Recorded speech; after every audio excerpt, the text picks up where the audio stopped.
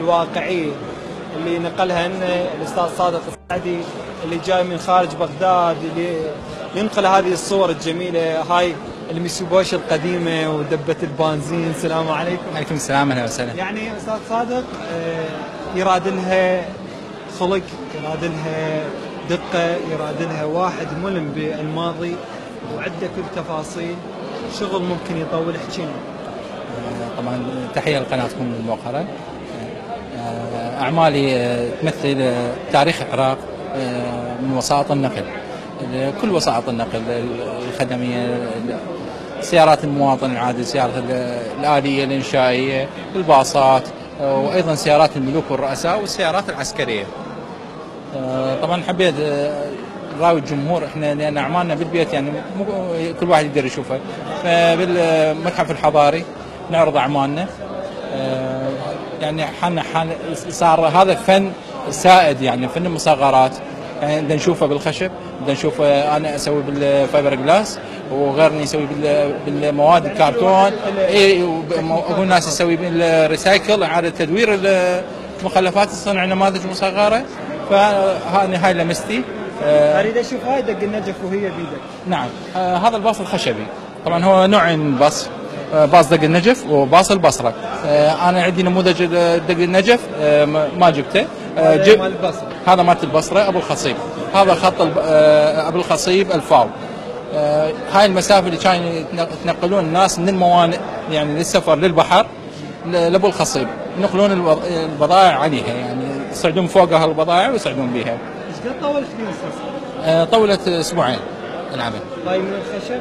لا، هذا نحت من الفوم وبعدين نسوي له مقالبه ونحوله الى فايبر جلاس. السؤال، هذا الشيء درسته؟ شلون تعلمته؟ هذا لو هي انا نتيجه كله انجمع، دراسه. نعم. العمل، يعني انا خريج دبلوم ميكانيك عام، مهنتي انا كنت بالتصنيع العسكري، نظام شغلي قوالب ومكابس. يعني من طريقه القوالب مال المعادن سويتها قوالب للفايبر جلاس، يعني شلون اشكل، شلون التصميم، واضافات ولمسات طبعا التعتيق. وايضا هنا قدرت اضيف نوع الباص، الاسم الصانع صارقسه، وصنع في العراق، وهاي اهم شيء، بان اكو فد شيء منتج. يعني انا اريد ادعم الصناعه العراقيه من خلال انا كنت يعني. استاذ صادق، سؤال اخر، اكو اهتمام اليوم بكم بهذا الارث، هذا ارث حضاري، يعني باعتبار نعم. تنقل تاريخ حضاري، تنقل يعني الصور جميله اليوم، العبق الماضي كله موجود هنا. الاهتمامات طبعا الفئه العمريه الكبار حيل مهتمين، مو مثل الاعمال الصغيره، لان السيارات اللي كانوا هم معاصريها. الجيل الجديد انا اريد اوصل رساله للجيل الجديد وتذكير للجيل السابق الايام اللي شلون كانوا يعيشون بها.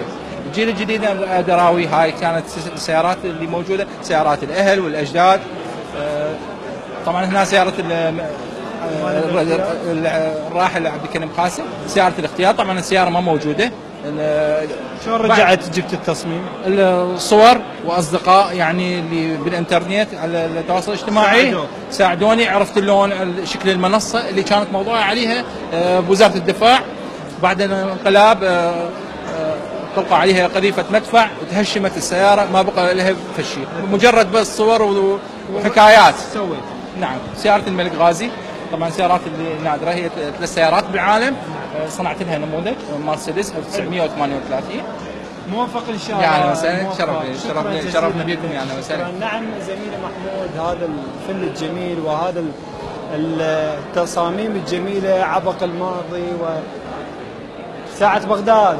الله، هاي ساعة بغداد الجميلة. نعم، رمزية بغداد هذه. يعني شوف الصور جدا جميلة. نتمنى من كل العراقيين يجون يزورون هذا المتحف، يشوفون الماضي الجميل، يشوفون الحاضر الجميل، ايضا يشوفون التصاميم الجميلة، وكله مكتوب عدم اللمس، وبدي الزمهم لكن كله عدم اللمس. نعم زميلي محمود، هذه عودة لك للاستوديو، واذا عندك شيء تحب تضيف احنا بخدمتك. نعم، شكرا لك علي الغزي لهذه التغطية ولهذا الجهد اللي قدمته. ان حقيقة المعرض اللي شاهدناه جميل جدا ومتنوع. شكرا لك.